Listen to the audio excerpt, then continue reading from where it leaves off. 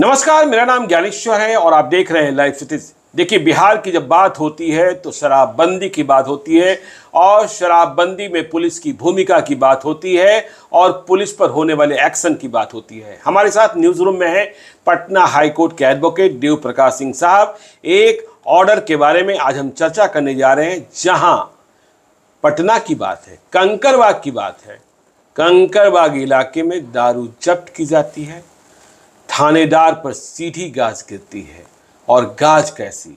SHO जो inspector level के पदाधिकारी थे उन्हें आगे चलकर सब इंस्पेक्टर बना दिया जाता है और यह फैसला बिहार के तत्कालीन डीजीपी एसके सिंघल, याद रखिएगा मौजूदा डीजीपी आरएस भट्टी की बात नहीं कर रहा, तब एसके सिंघल थे डीजीपी, वे फैसला करते हैं इंस्पेक्टर को सब इंस्पेक्टर बना दो।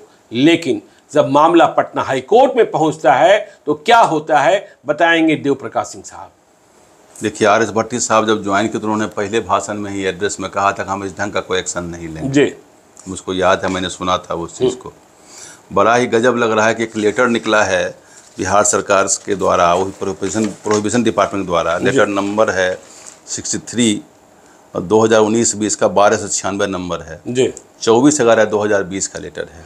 उसमें यह कहा गया है कि अगर किसी भी थाना के सीमा के अंतर्गत दारू अगर पकड़ाता है तो थाना प्रभारी को दोषी मान लेगा, प्रिज्यूम्ड प्रीजज्ड जी, हम दोषी मान लेंगे और दोषी मान लेंगे और कार्रवाई करेंगे बिना कोई संलिप्तता पाए। अब एक CWJC नंबर 7372/2023 रिसेंट जजमेंट है, 5 मई का जजमेंट 2023 का है। एक अजय कुमार करके थाना SHO हुआ करते थे कंकड़बाग में जी। वो 17 अप्रैल 2020 से लेकर 30/11/2020 तक रहे वहाँ पर। उसमें 6-7 महीना उनको हुआ ही था जी।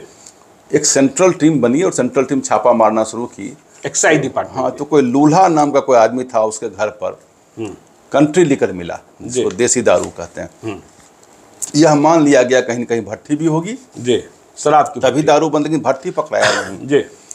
उसमें उन्होंने कहा कि जो थाना प्रभारी है उनको हम लोग उस नियम और का जो लेटर के अनुसार उनको हम प्रिज्यूम्ड गिल्टी मानेंगे और इमीडिएट सस्पेंड कर दिया गया और कहा गया कि इन पर अनुशासनिक कार्रवाई जो डिसिप्लिनरी प्रोसीडिंग है वो इनिशिएट किया जाए। डिसिप्लिनरी प्रोसीडिंग जब चला इनके ऊपर SSP के यहाँ जब डिस्पोज चला तो उसमें उसका एक प्रोसीज्योर बना हुआ, बिहार सरकार रूल बन रहे, मैनुअल बना हुआ, कैसे कैसे चलेगा, कैसे शोकॉज होगा, कैसे जवाब होगा, कैसे गवाह होगा, उसमें गवाह को क्रॉस एग्जामिनेशन करने का पावर है जी, जिस पर आरोप है वो क्रॉस एग्जामिनेशन कर सकता है। लेकिन गवाह केवल यही, गवाह ने यह कहा कि ये जो एक आरोप पत्र 34 है ये आरोप पत्र दिया ही नहीं गया, तो शोकॉज में रिप्लाई कहाँ से, मान लीजिए जो भी जिसको भी आप शोकॉज करेंगे तो एक आरोप पत्र दिया था कि आप पर यह आरोप बनता है, आप पर इसको क्या जवाब देते हैं। बिल्कुल, उसमें आरोप पत्र की एक प्रति दी ही नहीं, नैसर्गिक न्याय है तो हाँ, ये आया ही नहीं जी। तो उसने कहा कि उसका रिप्लाई नहीं दिया गया। गवाह का जो गवाही कराई गई उनके एब्सेंस में कराई गई, जो नियम है बिहार सरकार रूल में लिखा हुआ है कि गवाही जो होगी उसके समक्ष की जाएगी और गवाह को क्रॉस एग्जामिनेशन करने के लिए, अंतर्विक्षा करने की उसको शक्ति दी गई है। ये सब कुछ भी नहीं किया गया और एक आदेश कर दिया गया कि 2 ब्लैक मार्क, अच्छा बिहार सरकार मैनुअल में है, एक ब्लैक मार्क 2 ब्लैक मार्क, उसमें इंक्रीमेंट का है, हाँ, इंक्रीमेंट और प्रमोशन बाधित होता है, बाकी बाधित होता है। 2 ब्लैक मार्क दिया जाएगा और 1 इंक्रीमेंट उनका बाधित किया गया, यह सजा दी गई। उनको लगा कि सजा हमारे ऊपर कहीं कहीं अन्याय है, क्योंकि हमारे इलाके में मिला और हमने कई 6-7 महीने में बहुत सारा हम लोगों ने सीजर उन्होंने कहा कि हमने बहुत सीजर किया है, सबका लिस्ट दिया गया, इतना सीजर हमने दारू का किया सब जगह।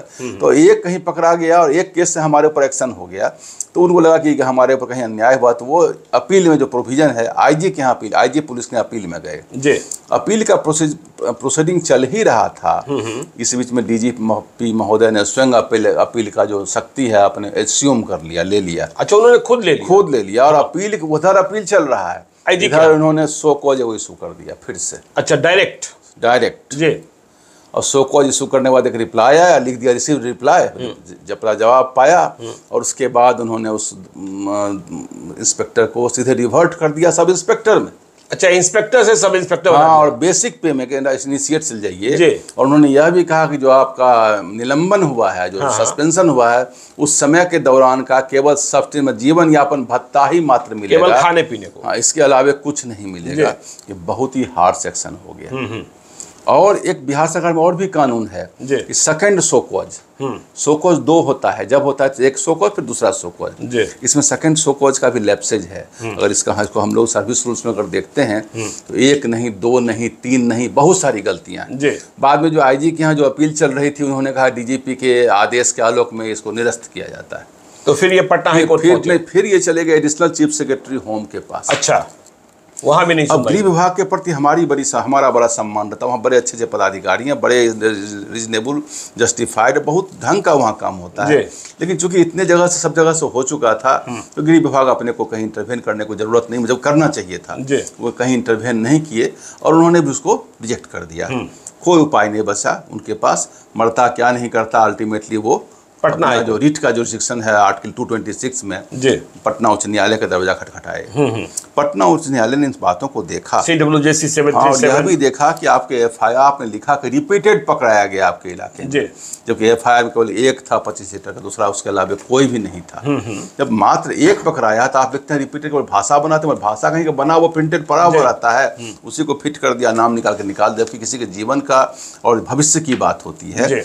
और उसको उन्होंने कहा कि इसको रिवर्ट कर दो। उन्होंने कहा डीजीपी साहब आईजी का जो प्रोसीडिंग है जिसमें अपील चल रहा है, उस रोल को कैसे वो ले सकते हैं अपने अंदर। और उन्होंने सेकंड शोकॉज भी नहीं किया है, एकमात्र घटना है, दूसरी कोई घटना नहीं घटी है। और सारा चीज़ जो है उन्होंने वो कहीं लिखा है कि भाई और कहीं कितना बार हमने पकड़ा है, इन किसी बात को कंसिडर नहीं करते हुए उन्होंने कहा कि इसमें सीरीज ऑफ मिस्टेक्स है, ब्लंडर्स है। इस ढंग से किसी अपने ही थाना प्रभारी के विरुद्ध में सरकार इतना निर्मम एक्शन ले सकती है, सारे कानून को ताक पर रख करके। मतलब अगर इसके अपील में कहीं सरकार अगर आगे बढ़ी होती तो और छिछालेदर हुआ होता। इस केस में गलतियों का भंडार है। और बाद में तो पटना हाई कोर्ट में जस्टिस राजीव रंजन ने कहा कि इनको पुनः उसी तारीख से इंस्पेक्टर में जो जिस पद पर थे उनको बहाल किया जाए, और जितना उनको फाइनेंशियल लॉस हुआ है, इंक्रीमेंट हुआ है, सारा इंक्रीमेंट दिया जाए। तो ये लाखों रुपए की चपत, लाखों की, हाँ बहुत का चपत लगी। सारे पैसे कंसिक्वेंशियल बेनिफिट जितने हैं सब कुछ दिए जाए उनके। तो ये बड़ा ही नया फैसला हुआ भाई, ये मानवता के हक में है कि जब थाना प्रभारी है, जब वही सुरक्षित नहीं है अपने जहानों को, कैसे काम करेगा? क्या आप समझिए क्या मानसिक स्थिति होगी लोगों की जब ऐसे स्थिति में काम करेंगे। क्या एक कंसेप्ट दिया, कंसेप्ट ऑफ डीम्ड गिल्टी, ये तो अनकॉन्स्टिट्यूशनल है। आप किसी को दोषी मान लीजिएगा कि दोषी का सिस्टम है, नेचुरल जस्टिस है, उसको प्रूव करने का मौका दीजिएगा, जिस पर आरोप है वो बताएगा कि हम दोषी हैं कि नहीं। तो ये लेटर ही, अच्छा लेटर को उन्होंने क्वेश कर दिया। अच्छा, जस्टिस आज में उस लेटर को ही क्वेश कर दिया। और अभी जो वर्तमान डीजीपी, उन्होंने तो आते ही कहा कि हम इस ढंग को एक्शन नहीं लेंगे किसी दरोगा के ऊपर। आपको क्या लगता है, मनोबल गिरता है? आपको क्या लगता है इतने नासमझ लोग बैठे हैं बिहार पुलिस में कि नासमझ नहीं, कभी कभी कुछ लोग ज्यादा इसका है हाइपर एक्टिव हो जाते हैं, हाइपर एक्टिव हो जाते हैं। कानून को कोई ऐसा नहीं कहा जाएगा कानून डीजीपी साहब नहीं जानते होंगे, पता नहीं किस प्रभाव में, किस मानसिक स्थिति में उन्होंने इस ढंग का एक्शन लिया। उनको लगा होगा हमने एक एक्शन लिया था, हमारे विरुद्ध में अपील में क्यों गया, इस ढंग का हो जाता है। अच्छा, ये गुस्सा बड़े पद पर रहने पर ये गर्मी आ जाती है, हमारे विरुद्ध में अपील कैसे हो गया। अच्छा, जबकि यहाँ तो चीफ जस्टिस के विरुद्ध में अपील हो रहा है सुप्रीम कोर्ट में, कहाँ उनको कोई तकलीफ होती है इस बात का? भाई ये तो रूल ऑफ लॉ है, डेमोक्रेसी है, कि एक कानून की व्यवस्था बनी हुई है, कहीं अपील आप कर सकते हैं।